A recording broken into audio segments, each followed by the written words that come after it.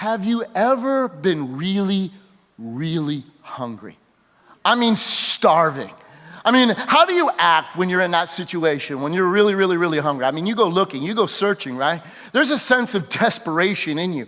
And the hungrier you are, the more willing you're willing to do whatever it takes to see that hunger satisfied. Now, with physical hunger, there's a reality. It's a motivator. Nations have understood that. The Bolshevik Revolution never would have occurred unless people were able to control the masses through hunger. But there is a point in which you must realize hunger is a motivator. And can I tell you a true story? When I was a kid, I was the most fussy eater in the whole world. I could have lived and survived on a menu of pasta, Captain Crunch, Lucky Charms, ice cream sandwiches, milk and orange juice. Literally, that was about, I didn't try new things. I was like the fussiest. And you know what broke me of all of that?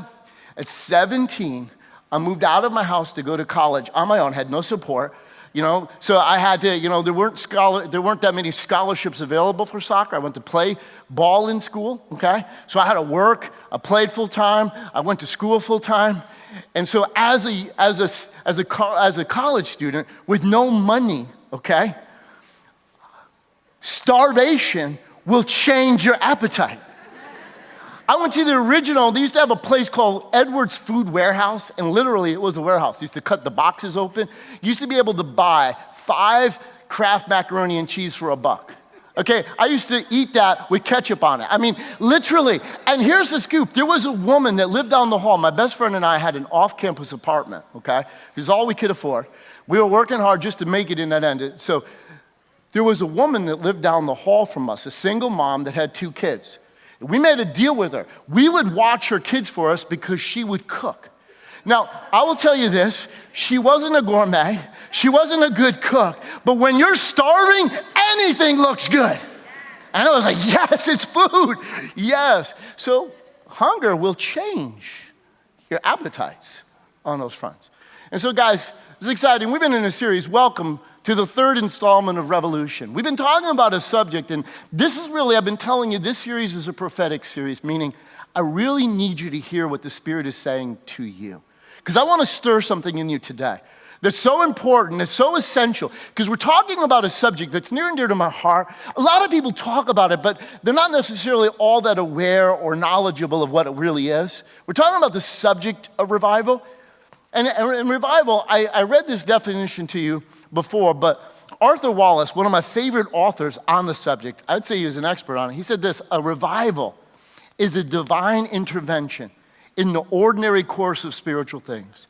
It's God revealing himself to mankind in awesome, inspiring holiness and irresistible power. In other words, it overshadows all things. And I believe God has begun something, and he's attempting to get us ready. He's attempting to see if we are willing to cooperate and work with him. What we're going to talk about today is one of those essential aspects of it. In fact, Andrew Murray said this, and I've read this through you, but Andrew Murray, who was a missionary to South Africa, he was a Dutch man that went to South Africa as a missionary, prolific writer, love his writings, but he said this about revival. He said, a true revival means nothing less than a revolution, hence where the title of this series came from. Nothing less than a revolution. He said, casting out the spirit of worldliness and selfishness, and making God and his love triumph in the heart and life. So in other words, what you and I must recognize, revivals are when the people of God return to the heart of God. That's why that's always the ignition switch to revival. When we recognize and are honest where we are and where actually is God in our lives, that we return to the heart of God, that we recognize that we were created by him and for him. Now, be honest with yourself. Sometimes we tend to act like God is our errand boy. Because if you just listen to people's prayer life a lot of times, God, I need this, God, I want this, God, and it's all about our wish list. It's about our desires. And it's like but there has to come a point when we begin to recognize who he is and who we are to him, that there's something inside of us that's ignited. And so here's the title of today's message. It's called spiritual hunger. It's when we desire God. It's when we seek after God, that we want to know Him, experience Him, and obey Him so that He has the place in our life that only He can fill. You see, eating, think about this for a moment. Eating can be used as a metaphor because eating, natural physical eating, well, is taking something from without, consuming it, and it becomes a part of you. So when we talk about spiritual hunger, it's talking about the things that we consume. The ideas that you listen to, the stuff that you listen to, the stuff that you watch, the things that you're a part of. They're things that we consume that become a part of us. And you see, what we have to recognize and why revival is needed, because sometimes our hearts need to be awakened to their true condition so that it returns to God. Because listen to this. You ever hear the term, I don't hear it used as much these days, but it was big when I first got saved, the term backsliding. What does that mean? In Proverbs 14:14, it says this, the backslider in heart. Notice this, where? In heart. Which means you could be sitting here in church today and backsliding in your heart. Because here's the truth. Where is God literally in your life? Is He number one in every area of your life? I mean, you want me to start messing with your area? How about your time? How about your money? Oh, no, don't go there. How about your gifts and abilities? How many times do we make excuses? Oh, yeah, I'd love to be on the dream team, Pastor Ken. Oh, I'd love to get into community. I'd love to be a part of all of that, but I just can't find the time. And the question I don't want you to feel with guilt. I want you to recognize that ask yourself serious and honest questions because it's about coming back to the heart of God. The backslider in heart is filled with his own ways, but a good man will be satisfied from above. So in other words, here's the scoop. We start out excited. We start out desiring God above all else. But slowly, and backsliding is an incremental, slow process that we're not even usually aware of. It's that all of a sudden, our desires, our ways, start to get in the ways of God. We start to displace God from the place of ultimate to recognizing all of these other things, because what the human heart has the capability to do, which is amazing, it can turn almost anything into an idol. And what is an idol? Whatever you give your time, devotion, passion towards. See, a lot of people, it's not necessarily bad things. It can be anything. It could be a career. It can be a hobby. It can be even family. It could be a whole host of things.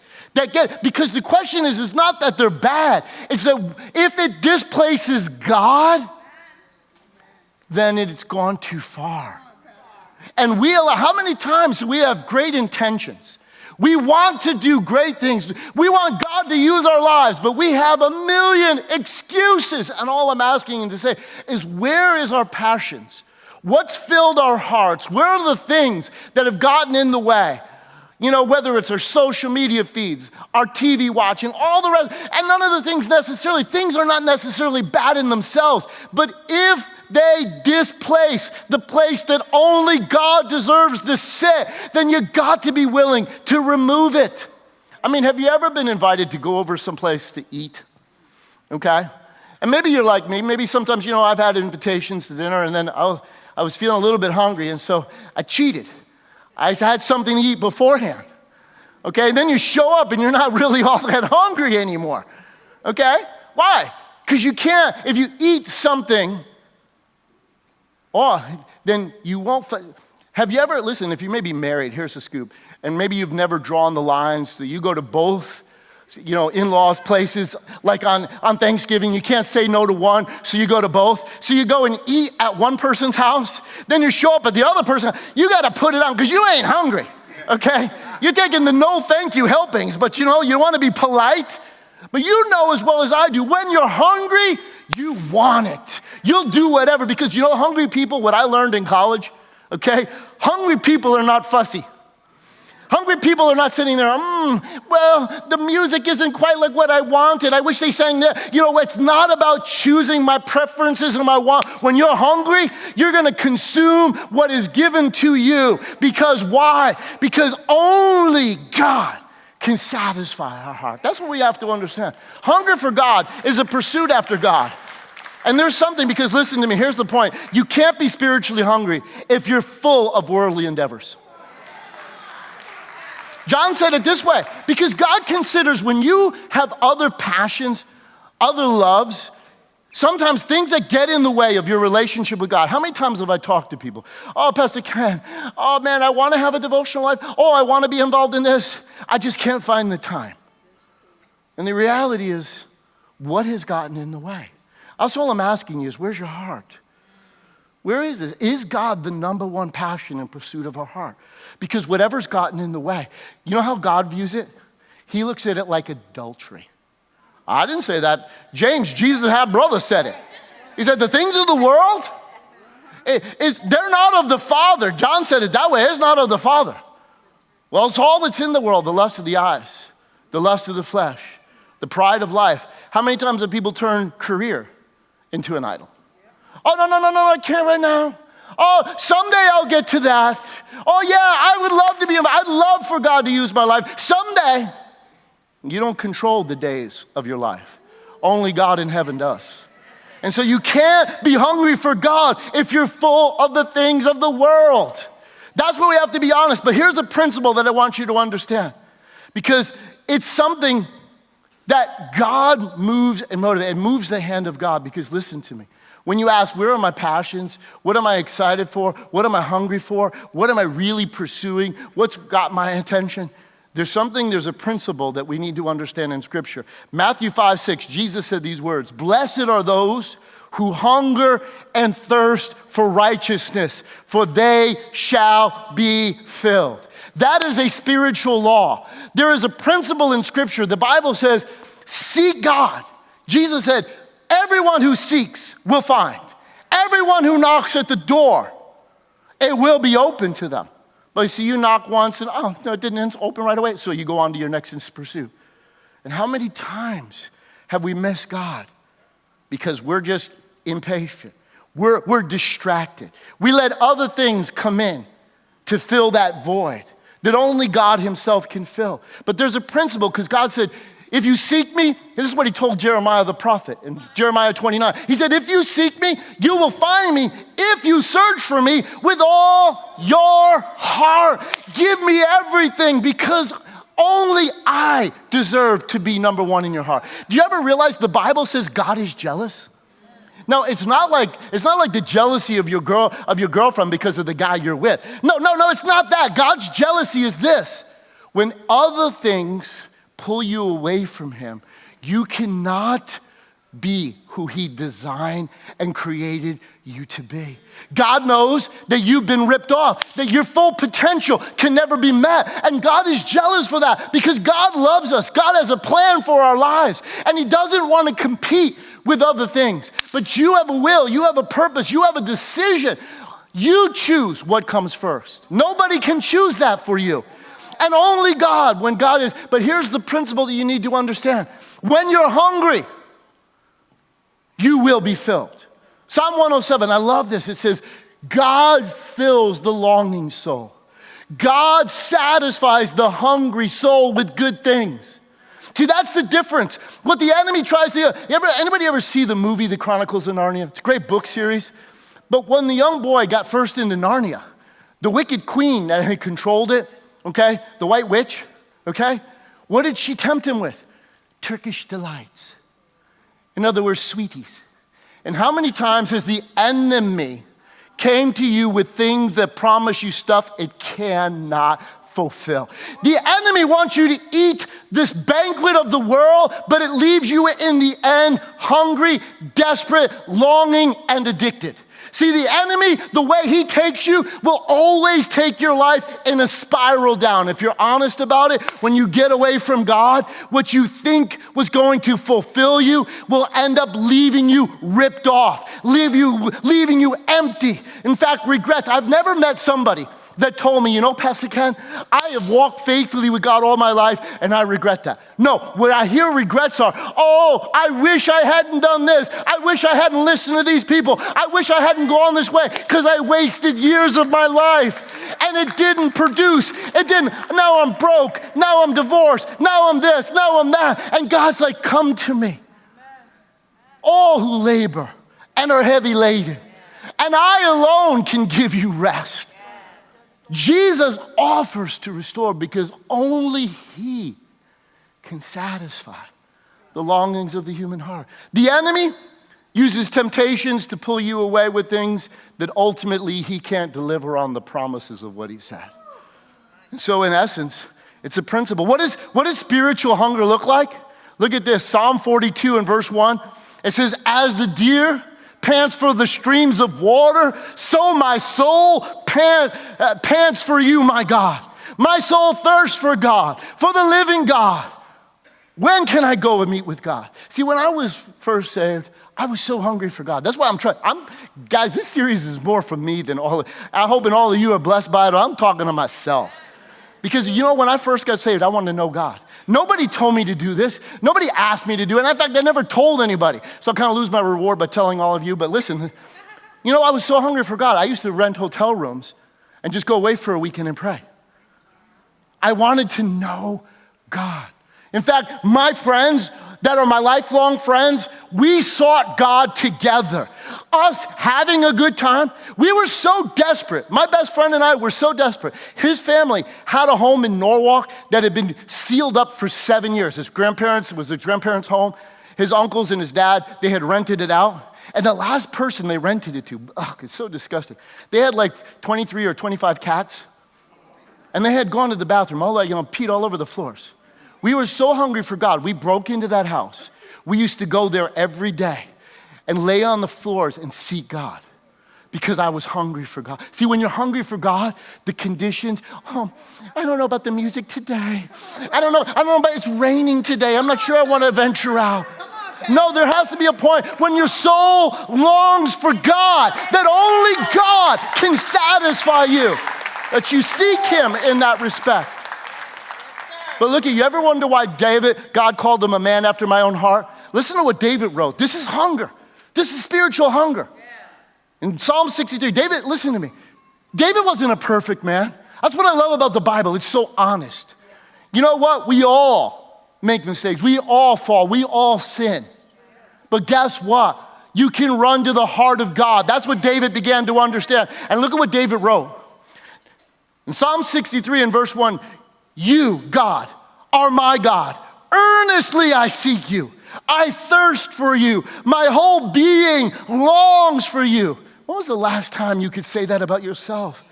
That, man, I am so hungry, so thirsty, so desperate for you, God. If you don't show up in my time, if you don't show up in this end, I will not have rest. I need you. I want you. I seek you. That's what God looks for. Because are we willing? Because hungry people will do whatever it takes to meet and fulfill that spiritual longing. He said, my whole being longs for you, as in a dry and parched land where there is no water. I have seen you in the sanctuary. Whoa, what does that say? I've seen you where? That's what I'm saying. All my friends online love you dearly. But God doesn't have Uber. Thank God you guys are getting it, but Uber Eats doesn't count spiritually. There's something about being in the company of other people. Why? Because that's how fire works, okay? If you've ever had a roaring fire, take a log out, separate it, isolate it, keep it to itself. What happens? It burns out. But guess what? Guess what, guys? The water's good. Jump back in, because why? You throw the log back on the fire, it reignites. And we need to be a people so passionate. Because why? Here David said it. I have seen you in the sanctuary and beheld your power and your glory, because your love is better than life. I'm going to tell you what. That's why intimacy with God. Because when God begins to speak into your heart, you have so many other lying thoughts. Your own thoughts, other people's ideas. But when God begins to reveal to you just how he sees you, how much he longs for you, how much he desires you, how you are the apple of his eye, not because of what you do. See, that's the problem. That's why you need time with God, because the world you live in evaluates your worth by what you produce. But God says, no, your worth is because of who you are to me, and what you produce is when you believe in who I created you to be. Then it's a natural outpouring. It's a natural realization. Being fruitful is about being connected to the vine. Didn't I tell you this is a year of fruitfulness and increase? But you got to be so desperate for God to know that it cannot happen apart from him. Jesus said it that way. I am the vine, you are the branch.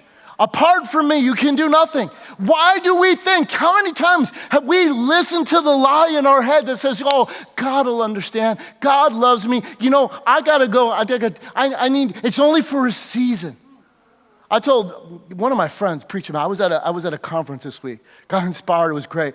But one of my friends, Herbert Cooper, preached a message. He was reading my mail. It was so convicting, it was so good, but because he talked about this, the thing the enemy attempts to work into.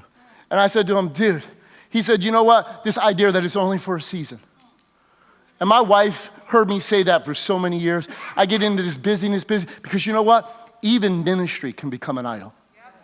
Because you can do good things, but if they're not the God thing, if they're not the breathe thing, if it takes you away from intimacy with God, then even a good thing can turn into an idol.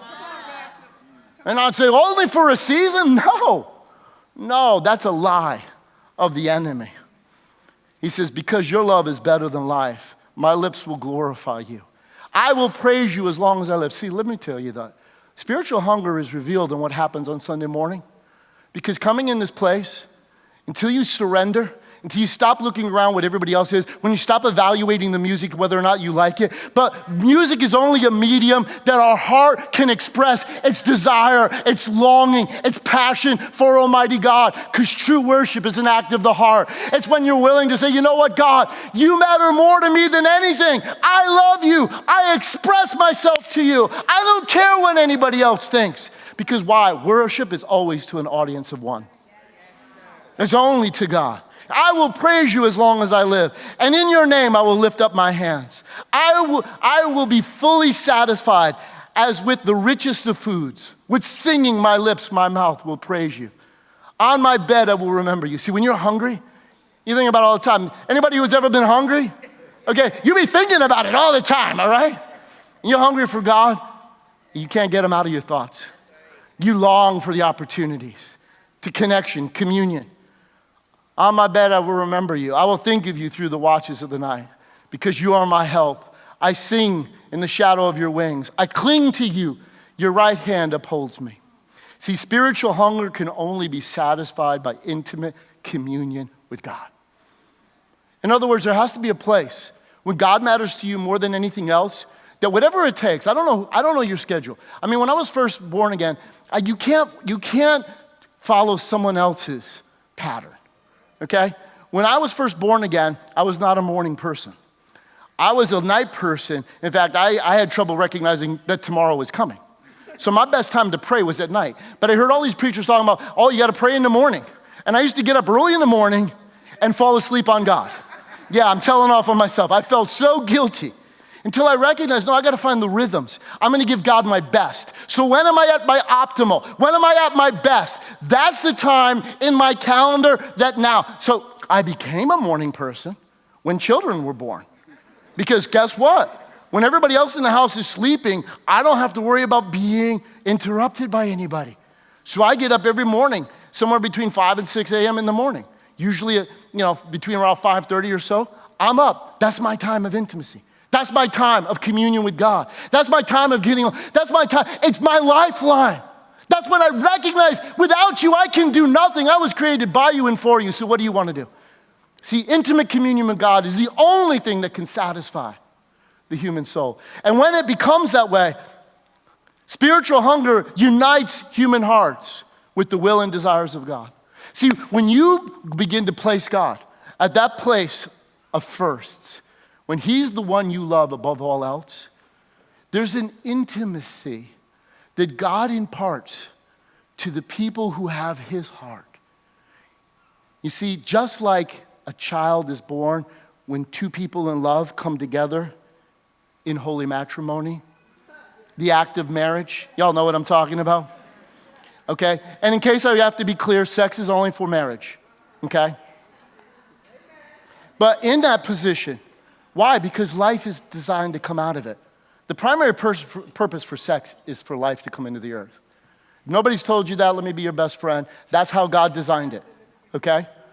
And in the intimacy of union with God, God imparts something he wants to see done in the earth.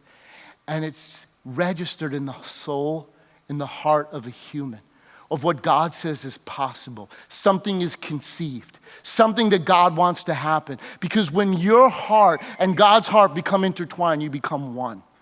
You become into a union when no longer is my prayer life about what I dictate and say, God, I want this, God, I want that, God, do this, God, do that. No, it's really when it comes to the place, God, what do you want to see done in my world? I'm here for you. I was created by you and for you. And God imparts a vision. God imparts a I met a young man, because sometimes, revival can be limited in so many times in people's lives. But listen, I met a young man years ago. Never forgot his story, okay? He had gone to a high school. He was a young Christian man. In his high school, nobody was really serving God. But he was hungry for God. So he used to ask this older woman in the church that used to pray.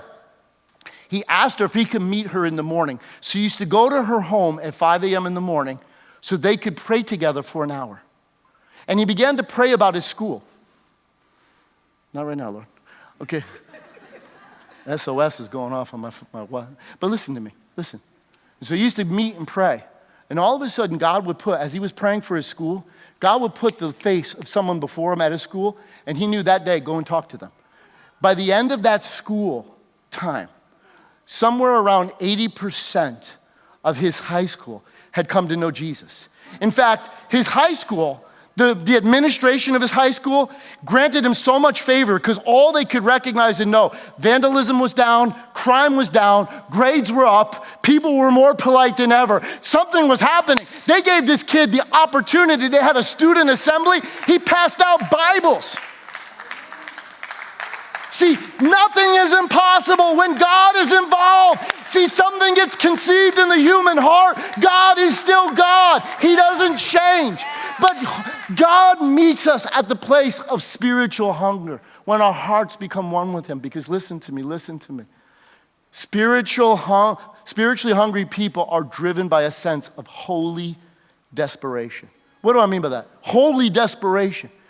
That's when you stop being dictated by everything else around you, that your hunger for God is willing to do whatever it takes. So think about this. Holy desperation, it's what moves the hand of God. Holy desperation is what the woman with the issue of blood came to that point. She had been to all the doctors. She had spent 12 years, nothing better. Do you know it was illegal for her in a Jewish community to go out with an issue of blood? But she was hungry. She was desperate because she said this, if I can but touch the hem of his garment, I will be made whole. Holy desperation is when you realize God and God alone, I will do whatever it takes to see your will accomplished in my life, in my family, in my world. Holy desperation was what blind Bartimaeus, when Jesus was passing through Jericho on his way to Jerusalem, he's like asking people because he's blind. What's going on? What's happening? They said, Jesus is passing by. Jesus! Hey, Jesus, Son of David, have mercy on me. Shh, shut up. How many times people tell you, no, keep quiet. No, you don't need to do that. No, they're going to think you're a Jesus freak. Bartimaeus is like, forget you. All I know is this. If I get to Jesus, he's the only one that can change my situation. So he started yelling all the louder. Until Jesus, Horton, who hears the who, Jesus said, who is that? Bring him to me. And they bring Bartimaeus, and it's so cool. It's a little part you might miss. But when they say, he's asking for you, he throws off his cloak. Why? Because that was his legal means to be able to beg, that he was a certified beggar. Okay? And he's like, man, I ain't gonna need to beg no more. Getting to Jesus is all I need. And so he comes to Jesus, and Jesus says to him, what do you want me to do for you? See, you need to be able to answer that question. Do you think it would be obvious? But you see, hungry people know they want to eat. It's like, Lord, I want to see.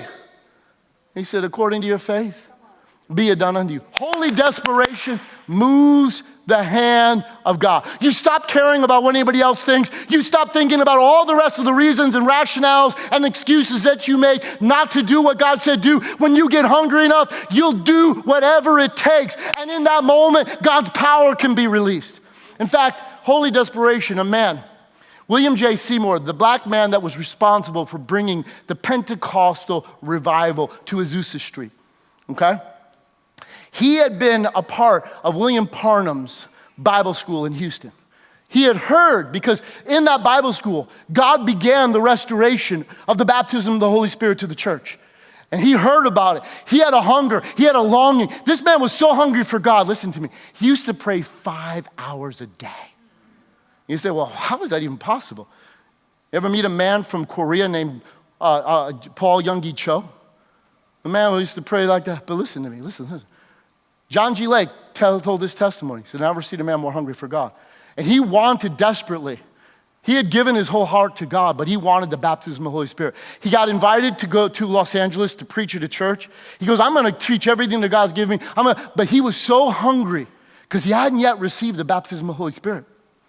So he went there and said, God, I'm desperate. I need this. What do I need to do? And God said to him, pray more. His immediate retort was, I'm already praying 5 hours a day. But he said, you know what?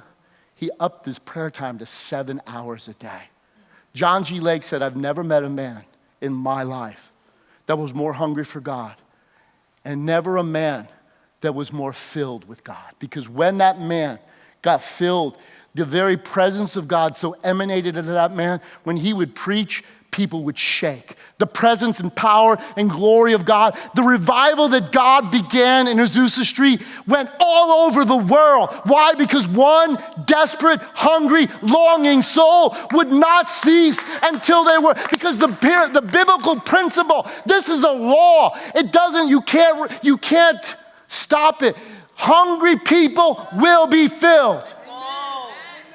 And that's the problem. That's why God's trying to awaken it. So I would be disingenuous today to not tell you how you can develop spiritual hunger. So in these next few minutes, let me just tell you real quickly, because listen, you can change your appetites.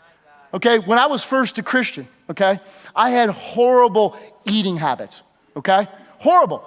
And one day I was going to work. I worked at McDonald's. Back then I thought McDonald's was good food, okay? No, if I eat that today, my body makes me pay. No. Okay? But no, I was heading to work one day. I swear it would have been audible because it scared the snot out of me, okay?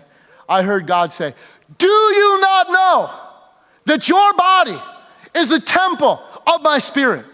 And they that destroy the temple, I will destroy. I was like, whoa. And the Lord said to me, because he got my attention, I stopped. I was walking across my sister's porch, and I was like, whoa. I didn't want to move. It was like a holy moment. And I said, Lord, he said, change your eating habits. And I said this. I said, Lord, if you'll help me, I'll do it. My mom died when I was 8 years old. I had no idea what good food was. I thought Lucky Charms was a festival of good things. I said, God, I'll do it. When I got to work that day, I went to the grocery store and I went down an aisle that I never even knew existed before. The produce aisle. And I said, God, I'm going to start. And you know what? God help me. All of my friends that have been friends with me for over 30 some odd years will tell you when they first met me, okay, I loved like vegetables. I loved good things like that. I stopped eating junk, okay? Because God will change you. So how do you change? How do you develop? You ready for the first one? You have to starve the flesh. That's where it begins. What's the flesh? That's all your earthly desires. The things that tell you, come on, you deserve this. Watch a little more TV, sleep a little longer, eat a little more. It's all right. See, the flesh are the desires of our natural, normal thing. But what can happen is good things can turn into things that control us. And the way you break physical addictions is through fasting. And that ain't just 21 days in the first part of the year. Reality is what I'm saying to you is you need to learn to say no to yourself. Why? Because we live in a culture that tells you all the time, yes, you deserve it. come on. You deserve it. You need it. You want it. Come on, you can have it. And if you don't have the money for it, guess what? You have a credit card. You can get it anyway. Right? And there has to be a point. Jesus said to follow me. This is never a favorite. I don't find people pulling this one out of their promise box. Jesus said, anyone that'll be my disciple must, this isn't an option, must deny themselves. What? We live in an age that self-denial isn't even talked about. I think self-denial is a tributary off the Nile River in Egypt. Self-denial? No, I don't go down that stream anymore. No, I have everything. Everything is at my fingertips. I want it. I just hit Amazon. I click it. It's in my house tomorrow. Right? We don't know how to say no, but there are times you need to say no. And even sometimes to good things. Because if they're pulling you away from God, there's times that you have to say no. Jesus said it. He said, listen, you have to deny yourself. Paul put it this way, you got to crucify your flesh. Ooh, ouch. Yeah. The only way you can control it is starve it. Why did God feed the people of Israel manna? For 40 years. Why did he feed them manna? Now, don't get me wrong, manna was good tasting. If you read the description of it, okay? But why did the Israelites want to go back to slavery? Read it for yourself. Ooh, back in Egypt, there were fish pots. There was garlic and leeks and onions. We missed the bad breath. In other words, no, we want to go back. The food was trying to draw them back. And how often do we go back to slavery forgetting what God has done for us? And God said, no. Why did he feed them with manna? Because listen to me.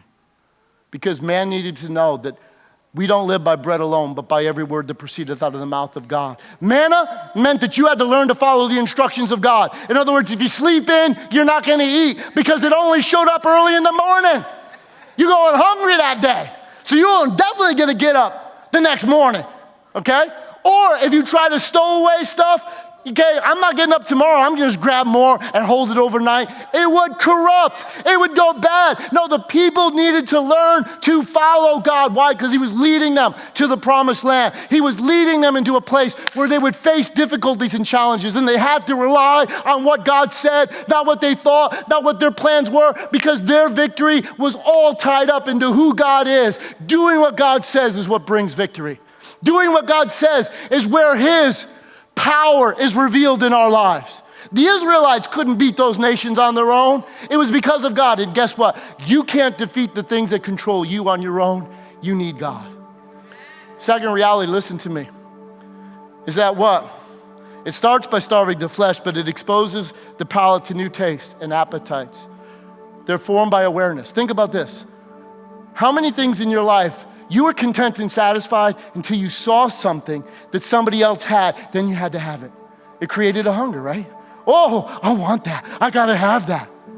Well, here's the point. You need to expose yourself to new things. You need to know and understand that when we give ourselves to the things of God, we can form an habit, because listen to me.